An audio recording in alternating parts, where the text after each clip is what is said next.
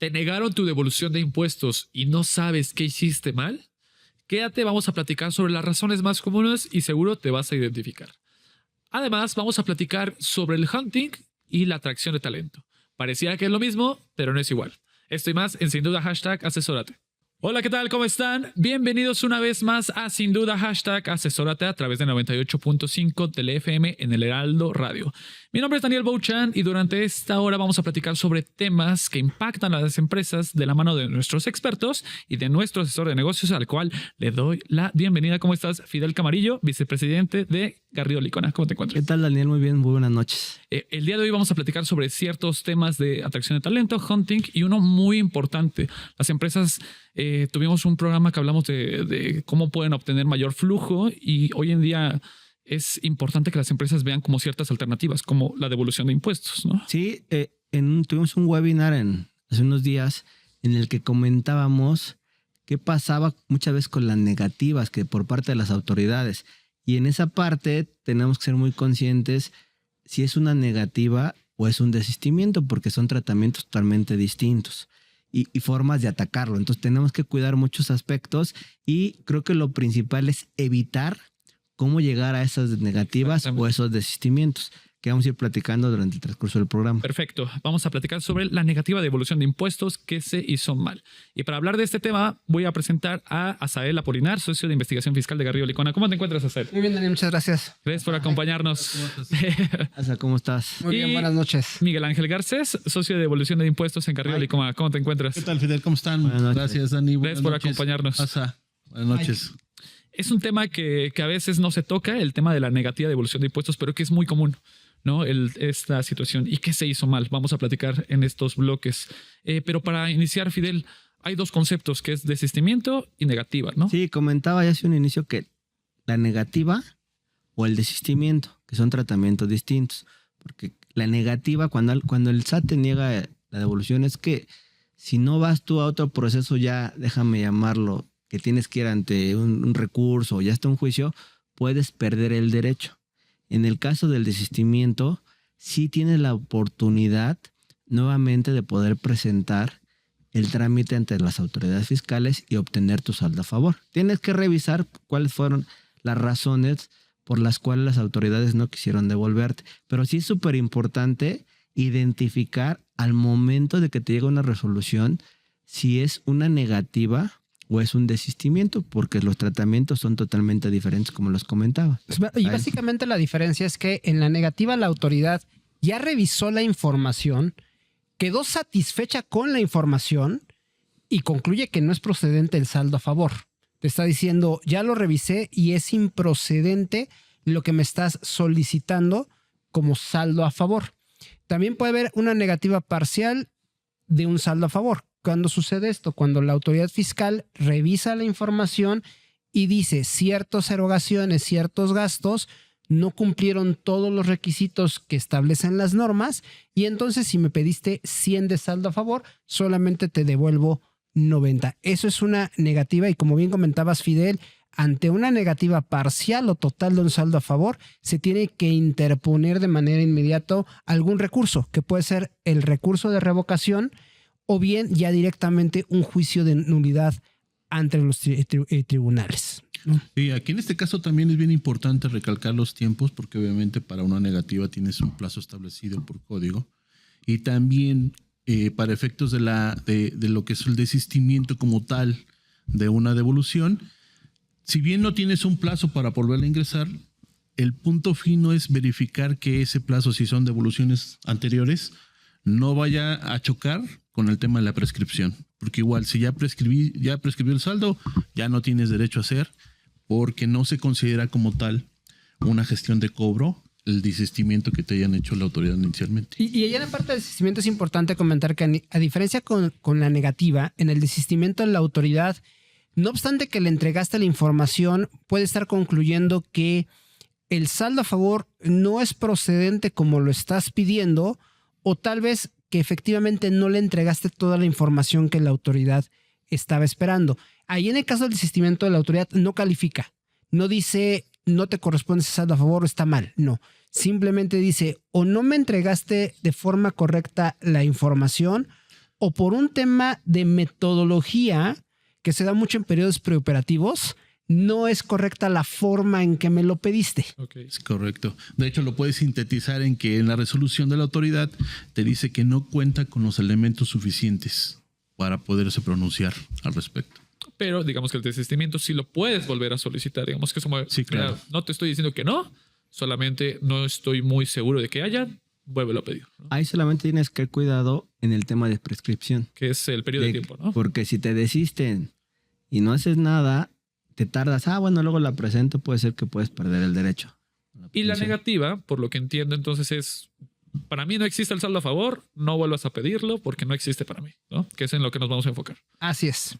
Perfecto. Ahora, el tema de este bloque es que negativa de devolución de impuestos. ¿Qué se hizo mal? Y vamos para ahondar sobre estos puntos. ¿Cuál sería como algunos aspectos por los cuales, o los más importantes por los cuales te hacen una negación de devoluciones de impuestos? Yo creo que ahí es importante sí considerar en primera instancia posibles criterios que hoy ya tiene la autoridad y que en algunos casos ya están inclusive sustentados en sentencias y jurisprudencias de los tribunales. El que está hoy día más fresco es el tema de la compensación. ¿Qué sucede? ¿Qué hacían muchas empresas? A ver, sobre todo las operaciones intercompañías. Empresa A le presta un servicio, le vende un bien a la empresa B. Y viceversa, la B a la A. En lugar de intercambiar flujos de efectivo de manera individualizada por los servicios o bienes que se vendieron, lo que hacen es sentémonos en la mesa y veamos, tú me debes más o tú me debes menos y entonces simplemente te pago la diferencia. Ajá. Recientemente ya venía un criterio de la autoridad que decía, cuando se trata de IVA acreditable, ¿qué es el IVA acreditable? El que se genera de tus erogaciones, de tus gastos, tiene que estar efectivamente pagado para que lo puedas acreditar. Ajá. Y voy a poner un caso de laboratorio en donde la empresa A le debe 100 pesos a la empresa B más IVA Okay. y viceversa. La B le debe a la A los mismos 100 pesos. Pues ambas operaciones tienen 16 pesos de IVA. Se compensaron entre ellas. ¿Qué sucedía en el pasado? Bueno, la empresa A cuando terminaba su IVA tenía un IVA por pagar de 16 y un IVA por acreditar de 16. Importa entrar a la autoridad, 0. Y lo mismo pasaba con la empresa B. Con el nacimiento de ese criterio por parte de la autoridad y después de la jurisprudencia, lo que nos dicen es, si las empresas A y B hacen la compensación, entonces el empresa A tiene que entrarle 16 pesos a Hacienda y la empresa B también 16 pesos a Hacienda. Y ninguno de los dos puede acreditar Okay. el IVA. Es algo que todavía se tendría que volver a analizar por parte de los tribunales. La respuesta es sí, porque en la sentencia que emitió la Suprema Corte evaluaron un tema de que si la ley estaba bien redactada o no. Según ellos estaba bien redactada y era claro que no puedes hacer para acreditar un IVA una compensación. Pero todavía hay temas que se tienen que evaluar. La respuesta es sí. Pero la realidad es que esto ha llevado a que muchas de las empresas que venían haciendo esto y lo hicieron en el pasado y dejaron pasar meses o años para ir por un saldo a favor, hoy la autoridad lo está viendo con esos ojos y es una de las principales causas de negación de saldo a favor. Sí, yo creo que son de los temas que hay que vigilar hoy en día, el tema de la compensación, porque se da mucho déjame llamarlo en grupos multinacionales, entre intercompañías, o luego tienen el famoso cash, la tesorería centralizada, que ahí Cash de pooling. repente, el famoso cash pooling, que de repente se complica identificar cuando se cobró ese pago, porque al final son compensaciones. Sí. Pues muchas veces lo que han venido haciendo ahora las empresas es decir, bueno, vamos a darle flujo al IVA, vamos a compensar, déjame decirlo de alguna manera, el principal, y vamos a dar, o la contraprestación, y el IVA le damos el flujo. Pero ahí hay un tema importante, Miguel, porque creo que en el tema de CFDI es donde se nos complica cuando queremos hacer una operación de esa manera. Sí, porque obviamente cuando tú emites este efecto, o sea, cuando haces operaciones intercompañías o con un tercero, si no está pagado en un principio la operación, entonces tienes que emitir un CFDI que es el famoso PPD, o parcialidades o diferido. En ese sentido, cuando la operación es pagada, en este caso, tomando tu ejemplo, Fidel, por una tesorería centralizada, en el proceso de contabilidad, en el proceso de operación de la misma empresa, se pierde el momento en el cual efectivamente se pagó, ¿sí? Y es posible que incluso ya nada más lo vea reflejado. Hemos visto algunos casos donde solamente lo ve reflejado desde un punto de vista contable, sin tomar en consideración que no se emiten los CFDIs de complemento de pago para precisamente justificar el hecho de que el CFDI inicial en modo PPD ya fue pagado. Inclusive hace poco hay un criterio por parte de la Prodecon que también puede ser bastante cuestionable, pero creo que es la línea que van a marcar en ese ejemplo que ponías, Fidel, en donde dice, sí lo puedes hacer así, pero es en tiempo real.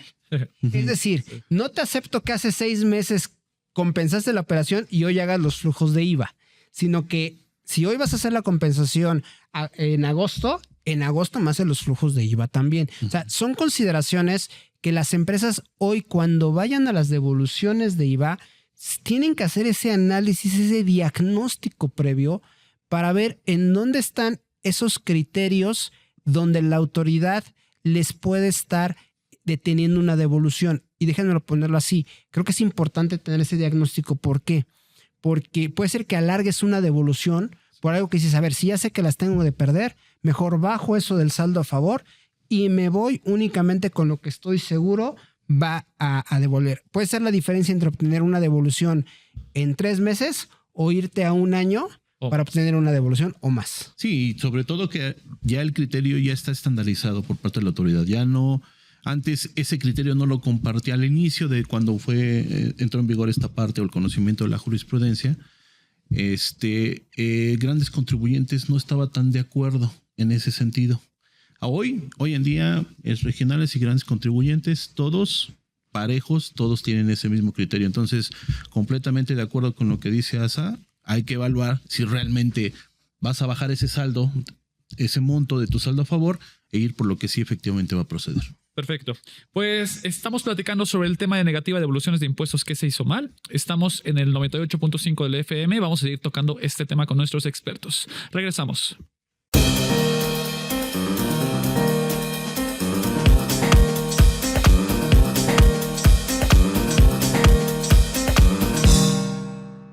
Salvador Garrido Márquez. ¿Qué pasó, mi estimado? Let's agree to disagree. Let's agree to disagree, pero vamos a acordar en que este lunes a las 4 tenemos una cita en Entre empresarios. Excelente, así que no se lo pierdan, queridos y queridas. Los esperamos aquí en Heraldo Televisión. Asesórate. Asesórate. Asesórate. Asesórate. Asesórate. Asesórate. Asesórate. Asesórate. Asesórate. Asesórate. No nos cansaremos de decírtelo. Asesórate. Garrido Licona. Asesoría fiscal, legal, financiera y de negocios. Visítanos en garridolicona.com.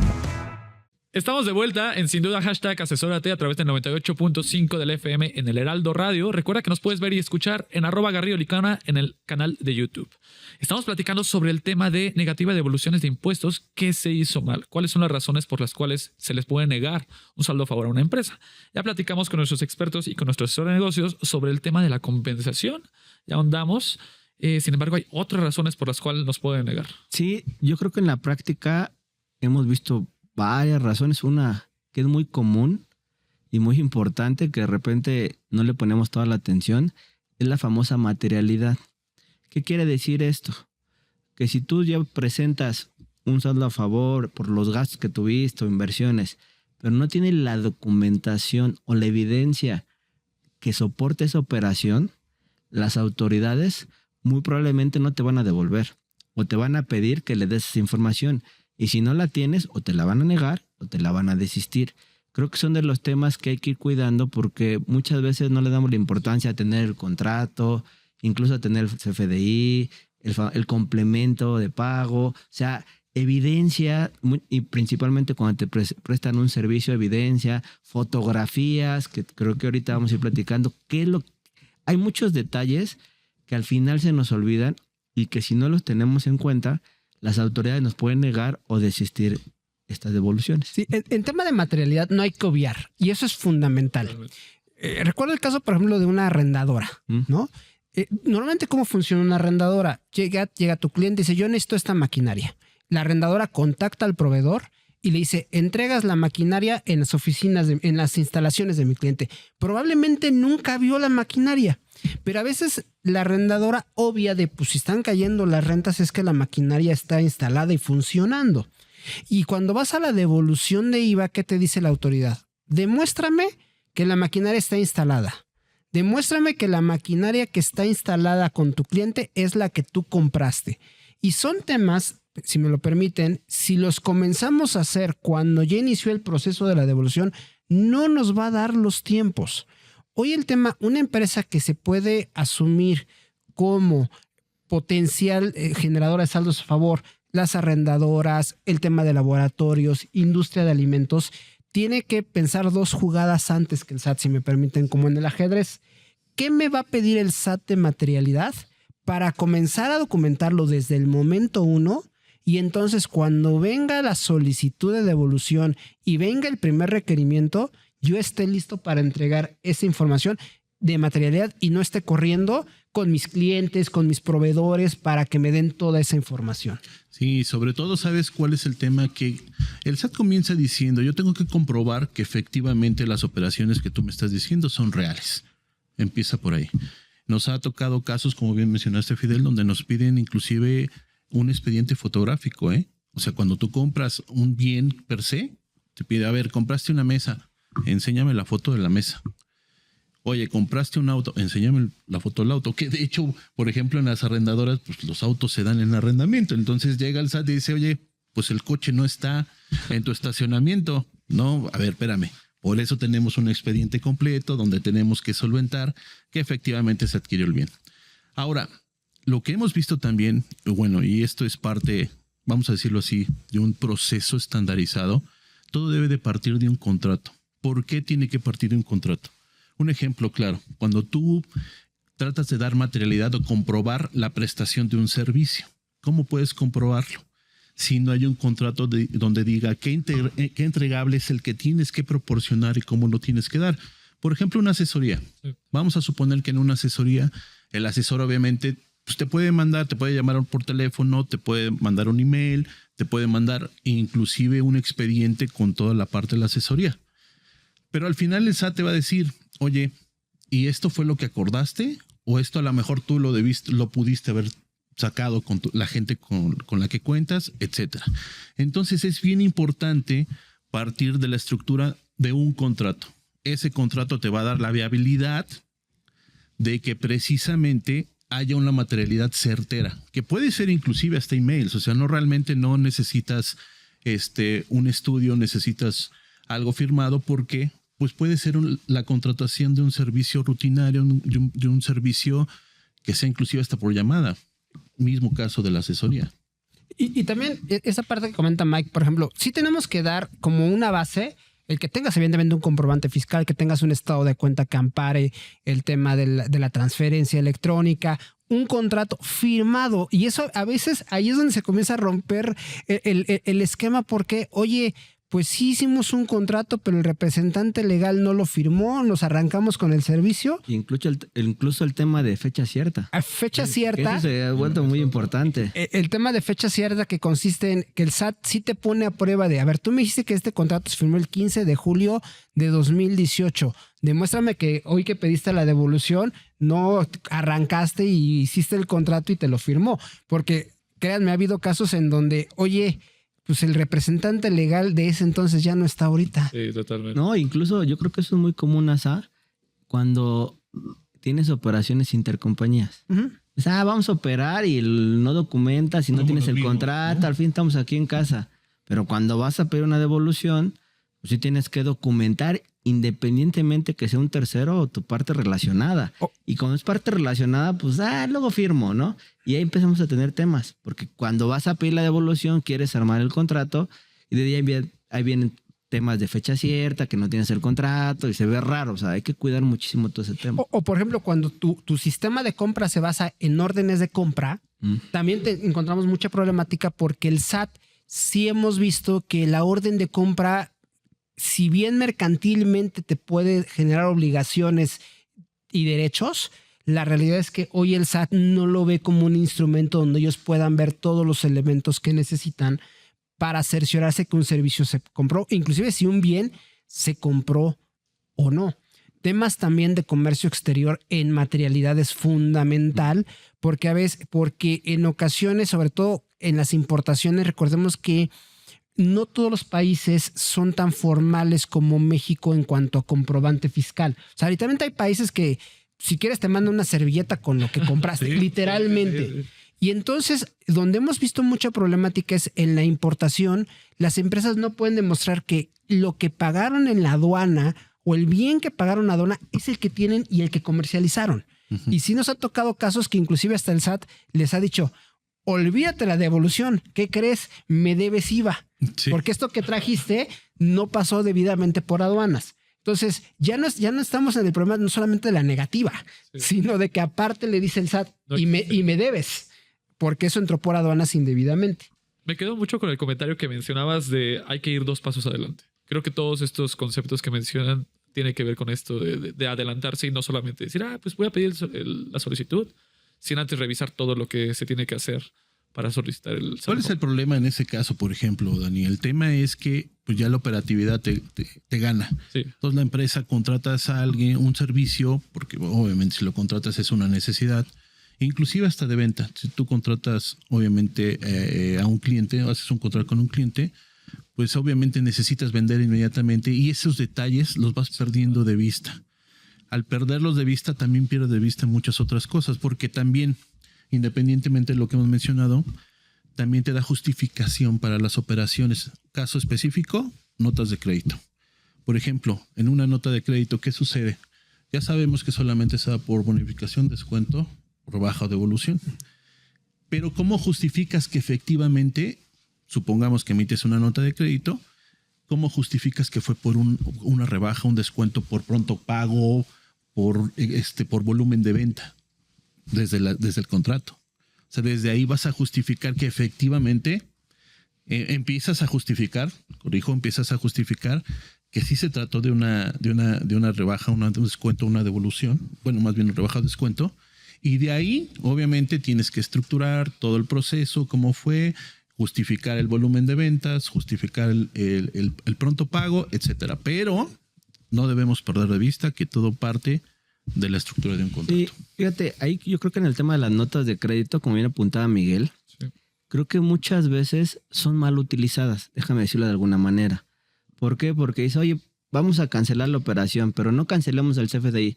Emíteme una nota de crédito para cancelar la operación. Eso está mal. Y las autoridades están dando cuenta de eso. Sí. Entonces, ahí también tiene efectos en materia de IVA. Sí, sobre todo porque la autoridad sí ha sido muy clara, como comentaba Mike, del uso de las notas de crédito. La nota de crédito jamás puede ser utilizada para revertir los efectos de un CFDI que fue correctamente emitido, un CFDI de ingresos. Entonces, en ese sentido, sí la autoridad, si bien aritméticamente no tendría que tener ningún cambio, porque económicamente es el mismo efecto, la realidad es que también está utilizando esos elementos para negarte una devolución. A ver, hiciste mal tu cancelación de CFDI o emisión de notas de crédito, de ahí me tomo para efectos de negarte parcial o totalmente una devolución de IVA porque es la forma. Oye, que eso puede ser peleable en tribunales, etcétera. Sí, pero eso ya implicó pues ya un proceso que puede llevarte hasta 2 años obtener tu saldo a favor de IVA. Sí, incluso te pudiera generar hasta que tú le debes. Y eso, y multas. Y sobre todo el tema, por ejemplo, de materialidad y todo el tema de notas de crédito es fundamental que esté bien armado. ¿Por qué? Porque es la materia prima de un recurso de revocación o de un juicio de nulidad.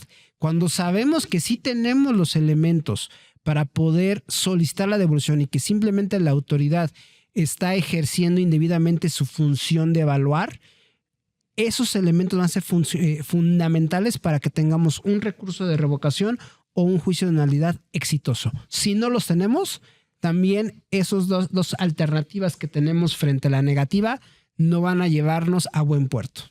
Parecía trillado, pero siempre hablamos de la materialidad y de la importancia. Y sí es importante que todas las empresas lo tengan presente, ¿no? Todavía hay algunos aspectos que vale la pena mencionar, pero ¿qué les parece si vamos a un pequeño corte? Estamos en, sin duda, #asesórate a través de 98.5 del FM. Regresamos. El outsourcing no es indebido y no ha desaparecido. Hoy se le conoce como servicios especializados. Lo que es indebido es que tú o tus proveedores no estén correctamente registrados ante la autoridad y no cumplan con los requisitos establecidos. Esto puede traerte consecuencias fiscales, legales e incluso penales. Evita riesgos innecesarios. Contáctanos. GL Working. Working for you. www.glworking.com. Estamos de vuelta en Sin Duda #asesórate a través de 98.5 del FM en el Heraldo Radio. Recuerda que nos puedes ver y escuchar en @GarridoLicona todos los martes. Estamos platicando con nuestros expertos sobre la negativa de devolución de impuestos que se hizo mal. Ya hablamos sobre el tema de compensación, ya hablamos sobre el tema de materialidad, pero hay un tema que siempre está presente, que es los famosos FDIs, Fidel. Sí, el tema de los FDIs, hoy en día las autoridades revisan o auditan a través de los FDIs, de estas famosas conciliaciones. Ellos ya tienen sistemas que les ayuden a revisar de manera automática si tu conciliación, si realmente tus ingresos coinciden, el tema de complemento de pagos, incluso hasta estados de cuenta. Entonces, para una devolución, si tú no tienes este proceso, yo creo que va a ser muy difícil que te la devuelvan, porque te lo van a pedir sí o sí. Entonces creo que se ha vuelto fundamental el tema de las conciliaciones, Miguel. Sí, súper. Aquí tenemos que considerar que obviamente, como tú bien mencionas, la emisión de un CFDI ya es el mensaje que tú le envías al SAT. Y obviamente ese es lo que te va a fiscalizar. Ese es el primer fiscalizador que existe, hoy en día existe. Y en ese sentido, la emisión incorrecta de un CFDI te puede traer muchos problemas. ¿Por qué?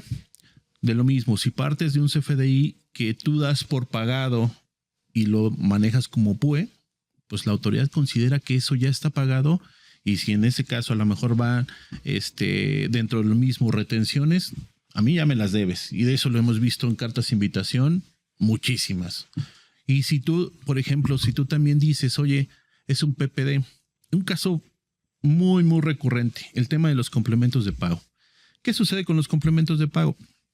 Lamentablemente, vamos a decirlo así, para un contribuyente cumplido, depende de un tercero, de la emisión de un tercero. ¿Y qué sucede? A lo mejor tú pudiste pagar en el momento. A lo mejor pagaste en el mes siguiente o pagaste en el mes en que tú vas a hacer acreditable ese IVA. Pero no recibiste el CFDI. Entonces, como no lo recibiste, la autoridad te va a decir, oye, sí pagaste, pero no tienes el comprobante de que efectivamente lo pagaste. Oye, sí, pero es que mira todo este proceso. Pues tú deberías de complementar esta parte con el CFDI. Entonces, ¿qué sucede? Inclusive se vuelve como un tema del huevo y la gallina, o sea, porque de repente dices, entonces no lo acredito aquí, me voy hasta que tenga el CFDI. Entonces, autoridad, aquí ya tengo el CFDI. Pero no tienes ¿Pero qué crees? No tienes el pago. Entonces, al final de cuentas, es bien delicado que tú tengas un control exhaustivo, muy completo, que inclusive sea preventivo. ¿Tú cómo ves eso? Sí, o sea, yo creo que el tema, sobre todo el tema del complemento de pago, es el que más nos juega aquí en contra. ¿Por qué? Porque es la forma en que la autoridad documenta que un gasto, que una erogación ya fue efectivamente cobrada.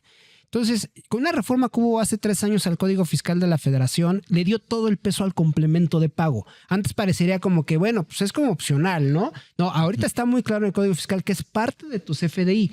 Literalmente, si una autoridad no quiere entrar a una discusión, no hay complemento de pago, no hay acreditamiento. Así, sin entrar en materialidad, sin entrar en que la operación era estrictamente indispensable, nada. No hay ese complemento, no hay acreditamiento. Y hoy sí, muchas de las empresas que han ido por las devoluciones de saldos a favor de IVA, sí es un tema donde la autoridad, si lo quiere dejar superficial el tema de la devolución, no tienes complementos, no te devuelvo. Y yo creo, como comenta Mike, tiene que ser preventivo. Si yo soy una empresa que constantemente va a ir por devoluciones de saldos a favor, tengo que tener un procedimiento muy robusto de complementos de pago de mis proveedores. Inclusive hoy hay empresas que dicen, ¿quieres ser mi proveedor? Tienes 72 horas para darme el complemento de pagos. No me importa que te haya pagado el día 10 de agosto. Si yo tengo un pago el día de agosto, tendrías hasta el día 5 de septiembre para darme mi complemento. A mí no me importa. ¿Quieres ser mi proveedor? Me lo tienes que dar 72 horas después. Y que hoy día tienen inclusive herramientas tecnológicas que si el día 3 de septiembre no han recibido complementos, comienzan a lanzar alertas para que los contactos de la empresa que tienen con los proveedores, inmediatamente no tengo tu complemento de pago y esto puede ser sujeto de penalizaciones contractuales equivalentes al IVA que yo no puedo acreditar para efectos de que sí me des el complemento de pago. Oh, de acuerdo. Y hoy en día juega mayor rol con el tema del aplicativo de IVA, el que se está... Al final de cuentas no tenemos que perder de vista que estamos a nada de que la autoridad fiscal nos diga este es tu pago de IVA o tu saldo a favor de IVA. Vas por más, pues ya comenzamos, ya comenzó el conflicto, ¿no? Sí. Perfecto. Pues bueno, agradecemos que nos hayan acompañado. Si quieren saber más sobre este tema, pueden ver el webinar que tuvieron hace un par de semanas sobre el tema de negativa devolución de impuestos. Ahí está el Apolinar, socio de investigación fiscal de Garrido Licona. Gracias por habernos acompañado. Muchas gracias, Daniel. Muchas gracias. Y Miguel Ángel Garcés, socio de devolución de impuestos de Garrido Licona. Gracias por habernos acompañado. Nos vemos pronto para hablar más de temas de fiscales y de devoluciones. Estamos en Sin Duda, #asesórate en el 98.5 del FM. Regresamos. Para hacer negocio hay que generar confianza. En GL Auditoría analizamos y nos aseguramos que la información financiera de tu empresa genere confianza y tranquilidad para tus clientes, socios, autoridades e instituciones financieras, entre otros. GL Auditoría. Preservamos tu patrimonio. www.glauditoria.com. Estamos de vuelta en Sin Duda #asesórate a través de 98.5 del FM en el Heraldo Radio. Recuerda que nos puedes ver y escuchar en @GarridoLicona y todos los episodios. Estamos platicando sobre temas de devoluciones de impuestos. Sin embargo, nos vamos a ir un poco al área de capital humano, Fidel. Vamos a platicar sobre las diferencias entre el hunting y atracción de talento. Pareciera que no hay diferencias, pero sí hay diferencias. Creo que es muy importante entender, porque de repente es confuso para todos qué es hunting y qué es atracción de talento. Pareciera que es lo mismo. Sí. Yo pensaría que es lo mismo, pero ahorita no van a aclarar porque creo que no es lo mismo. Exactamente. Y para hablar de este tema, doy la bienvenida a Laura Guerra, que es asociada de GL Working, la cual muchas gracias por habernos acompañado. Ya tiene muchísimo que no ha participado en este programa. Gracias por invitarme. Muchas gracias, Daniel. Buenas noches. Pues entremos de lleno al tema. Platiquemos. Primero hay que definir qué es hunting y qué es atracción de talento. Digo, pareciera que están son muy cercanos, pero sí hay ciertas diferencias, Lau. ¿Qué es hunting y qué es atracción de talento? Bueno, hunting es mucho salir a la búsqueda de talento. No necesariamente son niveles altos, pero se enfoca mucho a posiciones muy especializadas o que tienen ciertas competencias que tienes que abocarte un poco más. La parte de atracción de talento, pues también obviamente es una búsqueda de talento, pero es como más para posiciones más recurrentes en las empresas que tienen como esta búsqueda normal o constante, ¿no? No es tan especializada y normalmente hunting lo utilizan para contrataciones externas en las empresas. Podríamos decir, Laura, que entonces, a ver, hunting, hay empresas especializadas que se encargan de eso. A lo mejor una empresa que tiene su área de recursos humanos se encarga de la atracción de talentos y como para sustituir a los empleados que se van, charalá. Sin embargo, cuando son, como dices tú, personas ya de un nivel alto directivo o especializado, sí buscas a un especialista que te ayude a traer a ese tipo de gente a tu empresa. Exactamente. También hay que ver, porque obviamente hay ciertas empresas que ofrecen este tipo de servicios, qué especialidad tienen estas empresas, ¿no? Abocarnos a la especialidad que vaya y no agarrar cualquier hunter que te apoye en esto para que pues, no tengamos otros riesgos u otras pérdidas, ¿no? Sí, debido a la especialización para que puedan encontrar este perfil, como bien lo mencionas. Exactamente. Ok, perfecto. Ahora, ¿cuáles son los beneficios de cada una de estas dos, atracción de talento y de hunting? Bueno, mira, hunting, como te decía, hay que ver bien el tema de la especialidad que tiene cada una de las empresas que prestan estos servicios. Hay empresas que están muy enfocadas al área de limpieza, al área de seguridad, etcétera, y hay otras empresas que, pues por las mismas ramas que tienen, pues se manejan más como contabilidad, auditoría, etcétera. Hay que ver este grado de especialidad que tienen y el beneficio que tienen es que están más abiertos o tienen una red más amplia de contactos que te permiten pues tener el talento con más rapidez, ¿no? Como tenemos en México y en Latinoamérica mucha ausencia de ciertas capacidades técnicas, cuando tú tienes una red de contactos como hunter para contratar ciertas posiciones especializadas, pues te reduce el tiempo de cobertura de estas posiciones y este es pues un beneficio el que tengan este hunter. La parte de atracción de talento, si bien es también, pues bueno, el tema de la cobertura, internamente pues conoces bien la empresa, ¿no?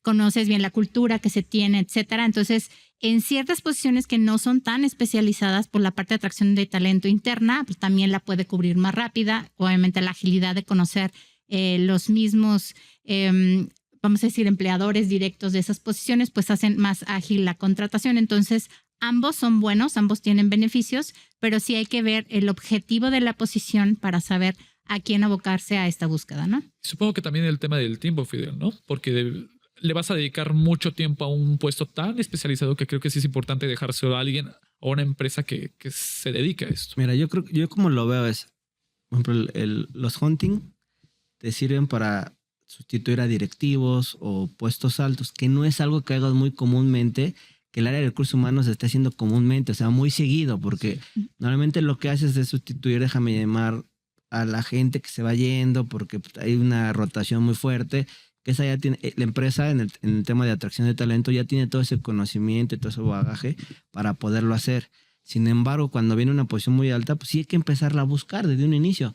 Y sin embargo, si tú te volteas con un hunting, pues a lo mejor ellos ya tienen cierta información, ciertos candidatos, porque es a lo que se dedican. Incluso ellos anticipan muchas veces, decir, oye, a ver, tú, director que estás en esta empresa, ¿te interesaría moverte? Ah, ok, sí, bueno. Y así lo hacen. Y se voltean y ya cuando les hablas para buscar una posición, digo, bueno, tengo a alguien que pudiera interesarle. Entonces creo que eso facilita que tú como empresa o como empresario te hagas llegar de los recursos o de estas personas lo antes posible. Porque si no te puede llevar mucho más tiempo en el tema que tu área de recursos humanos, tu área de atracción de talentos. No dudo que lo pueda hacer, pero a lo mejor el proceso puede ser un poquito más lento. Y este tema de la también, red, ¿no? tema de la red me llama mucho la atención lo que mencionabas, Lau, el tema de abrir a otros espacios o a otras redes, porque a veces pareciera que no, pero nos encasillamos en nuestra red. Creo que sí es importante abrir más esta baraja, ¿no? Sí, por eso el tema de los hunting son más especializados. Bueno, y obviamente las empresas que están más evocadas a un área u otra, pues tienen una red más amplia totalmente de ciertos perfiles, y pues si te abocas a ese hunting, pues obviamente va a ser mucho más rápido que esa cobertura sea más fácil y pues más rápida para las empresas. Y también el tema del costo, ¿no? Porque hace unos momentos platicábamos, oye, ¿qué tan caro es o qué tan... O sea, sí, cierto, este tema de cómo son mitos o cómo se maneja. Pues el hunting realmente no es tan caro. Hay diferentes cotizaciones o diferentes empresas lo manejan diferente. Hay unas las manejan por porcentajes de cobertura, de acuerdo a la posición, la especialización. Otras las manejan por un tema de iguala. Pero sí es muy, muy importante que veamos este tema de qué posición estás buscando y el objetivo, para que no nos aboquemos a la misma empresa que te trabaja y no es especializada, ¿no? Ok, perfecto. Ahora, bueno, tengo una duda, porque regularmente escuchamos que el hunting, o pareciera, mejor dicho, que está enfocado nada más a las grandes empresas, grandes corporativos, grandes puestos. Acerca de esto, ¿hay empresas también de cualquier rango que puedan utilizar este tipo de perfiles? Digo, bueno, estas herramientas que es el hunting. Sí, no necesariamente las empresas grandes o que tienen posiciones en Latinoamérica o nada más en México, sino también las empresas de nueva creación, ¿no? Muchas veces, pues como no tienen un departamento de capital humano y pues obviamente no tienen quien les apoye con descriptivas, perfiles, etcétera, nos buscan para apoyarles y decirles, mira, estos son los perfiles que normalmente se cubren para tal posición, y les ayudamos a gestionar la parte tanto de cobertura de talento como con otras áreas de capital humano. Porque pareciera que solamente lo utilizan las grandes empresas, ¿no? Sí, creo que sí es importante. No está restringido, déjame decirlo de alguna manera, a puros directivos. Eso es importante. Porque hay empresas que efectivamente, como comenta Laura, no tienen la necesidad de tener un área de recursos humanos. Sí. O tienen solo una persona que administra, pero no les interesa tener ahí más gente para seguir atrayendo talentos. Entonces se pueden voltear y buscar a estos hunting que no necesariamente son para directivos. Creo que es importante. Puede haber para todos, o sea, no necesariamente para grandes empresas o para puestos muy altos. O sea, creo que sí la diferencia sí puede existir para todos los niveles. ¿Por qué? Porque algunas empresas no tienen dentro de su administración o dentro de su estructura estas áreas en específico. Entonces tienen que voltear con un tercero para que les ayude a poder hacerse llegar de estos talentos. Ok, perfecto. Ahora, otro punto que acerca de los beneficios que lo platicábamos era el tema del costo, porque pareciera que el costo-beneficio en el cual yo me voy a invertir tiempo a buscar un puesto tan especializado, pues a veces pareciera, no, me voy a ahorrar cierto dinero, pero puedo gastar más durante este periodo de tiempo de búsqueda que a veces se tiene, ¿no? ¿Te refieres a cuánto me cuesta el no contratarlo rápido o te refieres a cuánto nos cuesta Sí, el fee? justo. O sea, yo como empresa, si yo contrato un puesto directivo tan especializado, pues tal vez como no conozco o no tengo una red, me voy a tardar un año, ¿no? Y si me voy o me acerco con alguien que sí sepa de este tema, pues se puede reducir más este tiempo de especialización. Sí, bueno, los beneficios, ¿a eso te refieres? Sí. Sí, obviamente el que tú tengas un hunting especializado en esa posición que quieres, obviamente te ayuda a reducir este tiempo de cobertura y no nada más por el fee que te cobre el hunting, ¿no? Sino también la pérdida de que esa persona haga cierta actividad que es súper importante o estratégica en la empresa, ¿no? El que no tengamos a lo mejor, no sé, un tesorero, ¿no? Pues te afecta muchísimo porque pues necesitas pagar y necesitas hacer otras funciones. Entonces, pues ahí tienes que ver cuál es el costo-beneficio. Si tu persona de atracción de talento a lo mejor se va a tardar, un ejemplo, 3 meses y el hunting se va a tardar en promedio 1 mes, porque en posiciones altas es más o menos ese tiempo que tardan en la búsqueda. Y pues parametrizar, prefiero invertir más en un hunting, ¿no? Que sea especializado a X posición y que el gasto, a final de cuentas, pues no sea un gasto, sino una inversión. Yo creo que en ese tema tienes que evaluar, ya sea como empresario o director de las empresas, ¿qué te conviene? Sí, exacto. Porque muchas veces es decir, bueno, voy a pagar al hunting. ¿Por qué? Porque ellos tienen ese acceso a información que incluso ya vienen con un filtro muy bueno, los candidatos que te llegan, que a lo mejor dicen, oye, ¿por qué no lo hace María? Porque puede ser que tu área de recursos humanos, o de atracción de talentos, le tenga que invertir más tiempo, que eso puede ser más costoso para ti. ¿Por qué? Porque los vas a distraer de otras actividades que estén haciendo por buscar a este elemento, y si te puedes voltear y contratar a un especialista en esa materia que te los trae, obvio vas a tener que pagar un costo, a lo mejor el costo-beneficio es igual o hasta te ahorras dinero, ¿no? Muchas veces uno tiene el miedo, no, es que me van a cobrar 2, 3 o 4 meses, no lo sé, de lo que va a ganar la persona, pero si nos volteamos a ver el tiempo que va a invertir mi equipo en buscar este elemento y va a dejar de hacer otras actividades, a lo mejor es lo mismo, o hasta te puede salir más caro que tu equipo lo encomiendes o lo traiga por el tiempo que le pueden invertir, y hasta puede ser mucho más largo el proceso.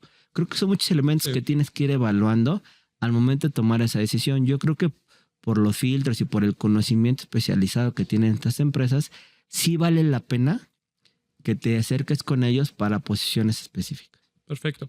Nos platicabas, Lau, sobre el tema de que hay muchos desafíos para ambos, tanto para el tema de hunting y para el tema de atracción. Platícanos, una y otra, ¿qué desafíos están teniendo hoy en día en el mundo empresarial? Bueno, empezando por atracción de talento, las empresas después de pandemia, pues obviamente no había tanta demanda, ¿no? Porque pues, hubo como un tema de recesión, vamos a decirlo de esa manera, donde no había tanta contratación. Vamos a decir, si tú buscabas talento, pues era muy rápido que la cubrieras. Pero ya que pasó todo este tema de la pandemia y todo, y que ahora todas las empresas están demandando talentos, ¿no?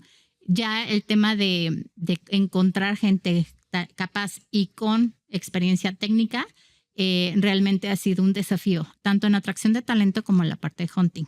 Entonces, sí, a nivel México hemos sacado como muchos indicadores donde las empresas están batallando entre un 60% en México y un 75% para encontrar el talento idóneo técnicamente para las posiciones. Entonces, realmente la capacidad técnica sí es un desafío tanto en la parte de atracción de talento en posiciones base como en la parte especializada. Entonces, uno de los desafíos más importantes es la parte de la cuestión técnica, que es importante tener como primera parte para que la gente pues la captes.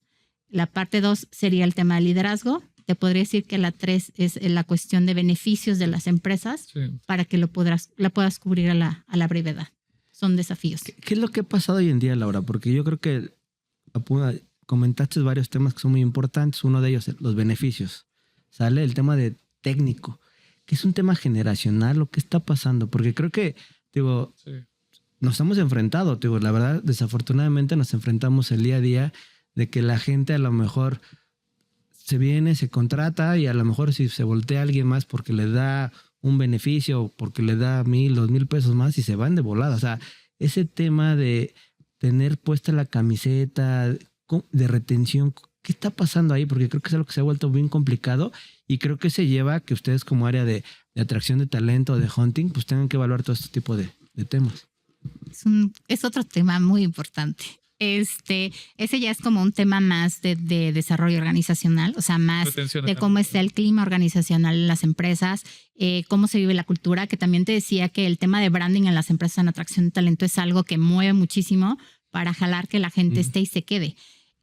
Pero bien, volteando al tema específico de lo que pregunta Fidel, sí tiene que ver mucho el tema de cómo se siente la gente internamente, cómo está el clima. Sí afecta mucho el tema de la cuestión generacional, pues el tema de que ya ahorita los centennials, los millennials son los que realmente cubren el más del 80% de las posiciones en las empresas y que si no nos abocamos a estrategias diferentes en la parte de atracción de talento y en la parte de recursos humanos para retener al talento, o sea, si no somos flexibles como empresas a este tipo de pues sí, de elementos o de talento de acuerdo a las generaciones, pues vamos a seguir teniendo una rotación y un costo muchísimo más alto. Es que te lo pregunto, yo sé que ese es un tema aparte de la empresa, pero para mí sí es importante porque creo que el punto clave es desde que conoces a la persona y de que lo traes. O sea, para mí la atracción de talento, ya el tema que se quede es desde ahí. O sea, no ya cuando está en la empresa y conoce los beneficios y todo.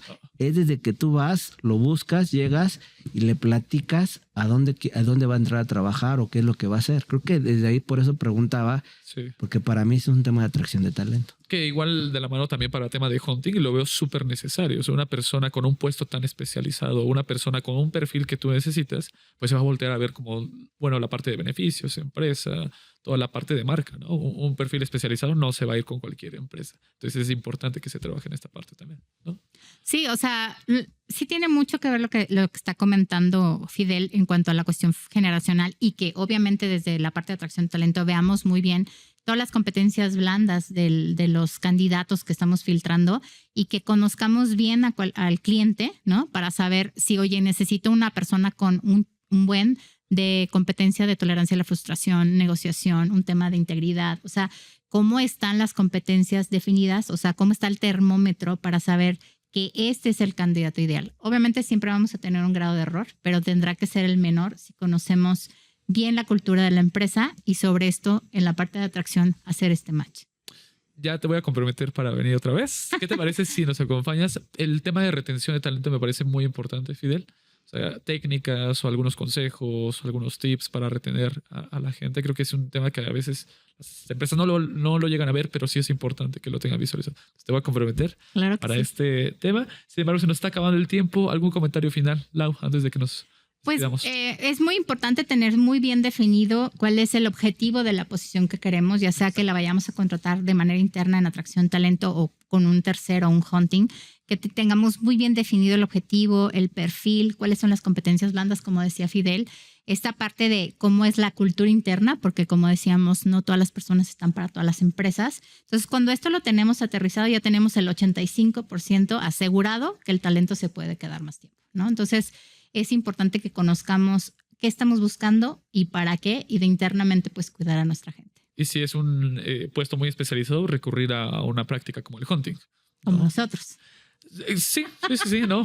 Claro, o sea, por eso hay gente especializada Exactamente. que te ayuda con todo esto que comentó Laura para que tú como empresa ya no estés sufriendo. Va a parecer comercial, pero me gusta mucho el eslogan de Heliworking, que es enfócate en tu negocio, nosotros nos enfocamos en todo lo demás. Pero bueno, gente. ya estoy haciendo comercial. Laura Guerra, asociada de Heliworking, muchas gracias por habernos acompañado. Gracias, Daniel. Fidel, muchas gracias por otro episodio, sin duda. Un gusto, Daniel. Buenas noches. Mi nombre es Daniel Bouchan. Los esperamos todos los martes en punto de las 9 de la noche a través del 98.5 del FM. Muchas gracias. Hasta luego. Bye.